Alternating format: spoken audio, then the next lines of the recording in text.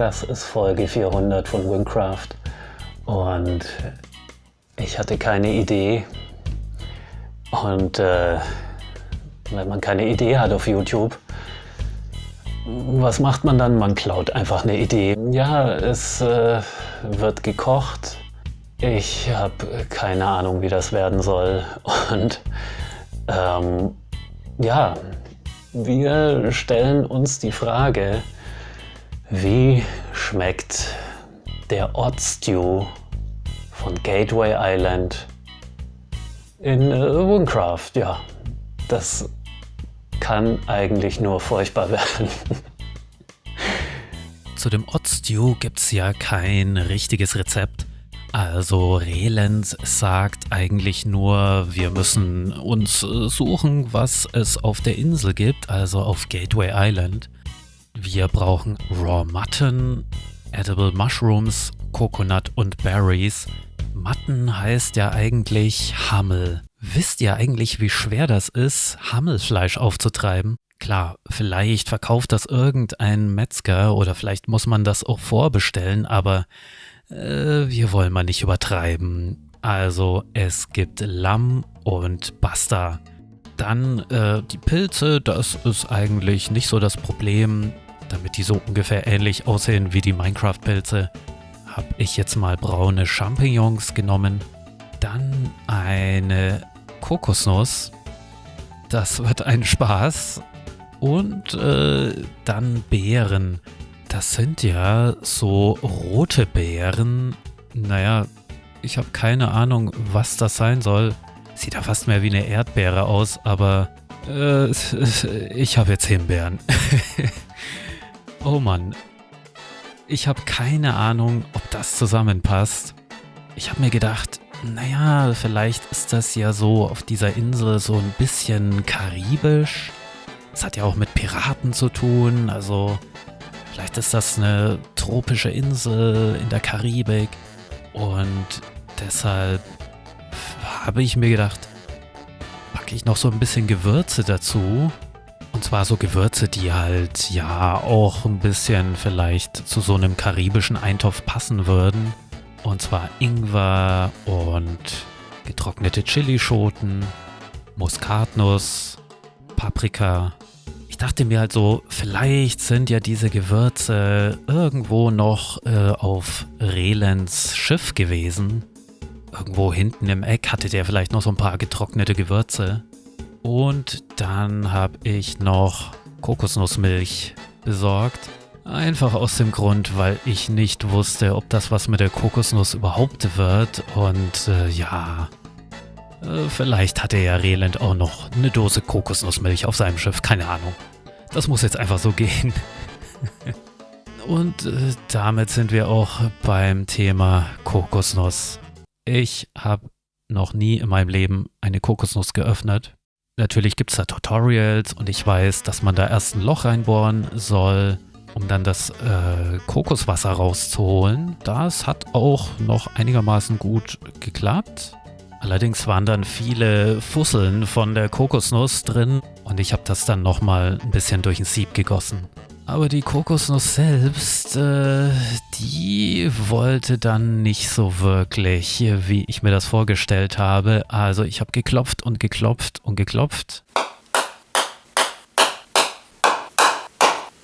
Aber es hat sich einfach nichts getan.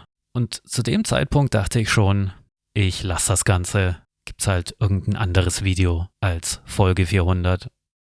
Dann habe ich aber noch was im Internet gelesen, dass man Kokosnuss auch in den Ofen packen kann. Und zwar habe ich die bei 200 Grad 10 Minuten in den Ofen gepackt. Dann lässt sie sich viel leichter öffnen. Ich habe also nochmal irgendwie 5-mal drauf geklopft und dann war da ein richtig schöner Riss drin. Dann habe ich das Fleisch von der Kokosnuss rausgeschnitten und die Pilze geschnitten und das Fleisch geschnitten. Kommen wir also endlich zum eigentlichen Kochen. Das Fleisch habe ich erstmal angebraten. Dann ein bisschen Salz und Pfeffer noch dazugegeben. Dann habe ich die Kokosnussstücke reingegeben. Dann die Pilze. Dann habe ich das Kokoswasser, was ich aus der Kokosnuss hatte, noch mit dazu geschüttet. Und dann habe ich das Ganze mit Kokosnussmilch aufgegossen. Als nächstes habe ich die Gewürze reingetan, also den Ingwer, ein paar Chilischoten, Muskatnuss und Paprika. Und das habe ich dann circa 20 Minuten vor sich hin köcheln lassen. Ich habe dann die Kokosnussstücke noch ein bisschen kleiner geschnitten, weil die so gar nicht weich werden wollten. Vielleicht habe ich da irgendwas falsch gemacht. Ich kenne mich mit Kokosnüssen nicht so gut aus.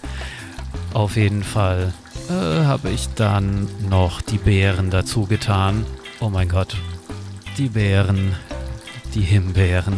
7 Stück müssen einfach reichen. Sagen wir mal, das ist mehr was für die Optik. Dann noch einmal rumgerührt. Und ja, so sieht dann das Ganze aus, wenn es fertig ist. Das ist der Odd-Stew, praktisch ohne Rezept gekocht. Einfach freie Schnauze. Ich habe es nicht mal irgendwie abgeschmeckt oder so. Und ja, jetzt geht's ans Probieren. Kommen wir also zur wichtigsten Frage. Wie schmeckt der Odd-Stew von Gateway Island aus Wingcraft?